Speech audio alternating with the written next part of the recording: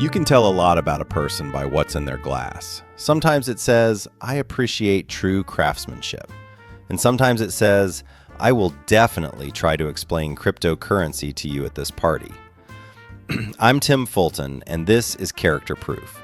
Every episode, we pour a different whiskey, break down the actual tasting notes, and then vividly imagine the exact type of person who drinks it on purpose.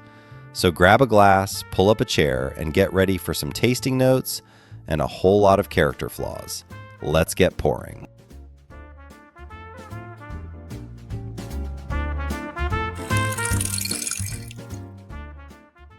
Let's start with the actual whiskey, because somewhere under all the noise there is one, and it's lovely. The nose is warm brown sugar and vanilla, a ribbon of toffee, a little mint, a little molasses, soft oak underneath. Friendly, open, absolutely nothing to decode. The palate follows through. Caramel and vanilla up front, a gentle sweetness, a light peppery spice arriving late and politely, like it knocked first. The finish is medium warm and smooth, brown sugar fading into oak. This is a genuinely well-made, easygoing, crowd-pleasing bourbon, and for most of its life, it sat on shelves at around $25, minding its own business, being exactly that. And then the internet found it, and now it lives behind the counter, and you cannot talk about this whiskey anymore. You can only talk about finding this whiskey, which is a different hobby entirely. Understand, nothing in the bottle changed. Same mash bill, same warehouses, same honest caramel and mint bourbon it always was. What changed is that scarcity became the flavor. And no one on earth savors that flavor more deeply than Craig, because Craig does not really collect bourbon anymore. Craig collects grievances, and this bottle is his reference vintage. Craig is 44, works in logistics, which is ironic, he will tell you, given the state of bourbon distribution, and he will tell you. And Craig can recite the price history of this bottle the way other men recite their children's birthdays, which is to say, more accurately, $24 in 2019. He was there. He bought two. This is the founding document of Craig's entire personality, his Gettysburg, and every conversation with Craig is a commemorative reenactment. You mention you tried a nice bourbon. Craig's eyebrows begin to rise. You have maybe 4 seconds. And then it comes, the lecture, delivered in the weary tone of a man who has seen empires fall. The allocation, the secondary market, the flippers. Craig pronounces flippers the way other people pronounce arsonists. The retail markup, the county-by-county drop schedules, and the phrase, always, the phrase, if you can find it. Craig knows a guy. Craig knows several guys.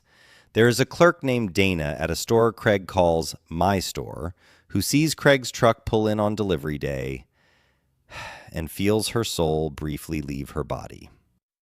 Craig does not scalp bottles. He wants this on the record, and there is, apparently, a record. Craig is a man of principle who simply believes the people deserve to know what he paid, what you paid, what the store 2 towns over is asking, and what it all means for America. He has a spreadsheet. The spreadsheet has tabs. He is a member of 4 bourbon Facebook groups and a moderator of one. A position he describes, without smiling, as a responsibility. He has been to the distillery twice, on the tour, where he asked the guide a question that was not a question.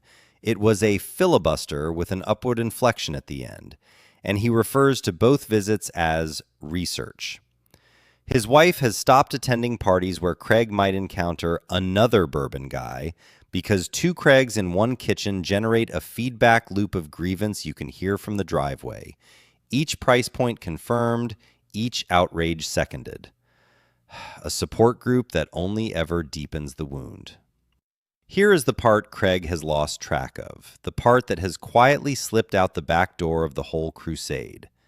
Craig has the bottle. Craig has, in fact, 6 of them, standing in his dining room like a policy statement. What Craig no longer has is the experience of drinking any of it, because a bottle opened is an asset destroyed, and somewhere along the way, the $25 bourbon he genuinely loved became a $25 bourbon he genuinely guards. The whiskey was the point once. He can almost remember it. Beautiful, easy, sweet. You drank it on the porch without checking what it was worth first, because it wasn't worth anything. It was just good. And here's the affectionate part, because there's always one. Craig is not wrong. That's the maddening thing. The prices are silly. The flipping is real. And underneath the spreadsheet is a guy who fell hard for an honest bourbon and then had to watch the world turn his easy pleasure into a scavenger hunt. The lecture is grief, if you listen to it right. So here is the prescription, Craig, and it's medical.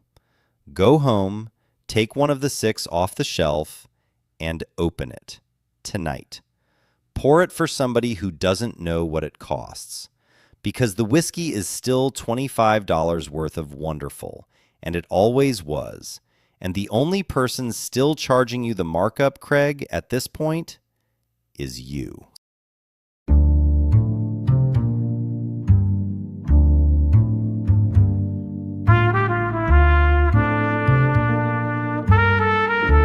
Well, the glass is empty, and the verdict is officially in. That's going to do it for this episode of Character Proof. If you enjoyed the show, please hit subscribe, leave us a 5-star review, and share it with that one friend whose whiskey shelf costs more than their car. You know exactly who I'm talking about. Want us to put your go-to bottle to the test? Drop your favorite pour in the reviews or hit us up on socials, and we might just profile you next. Until next time, drink responsibly, pour generously, and always check your character flaws. Cheers.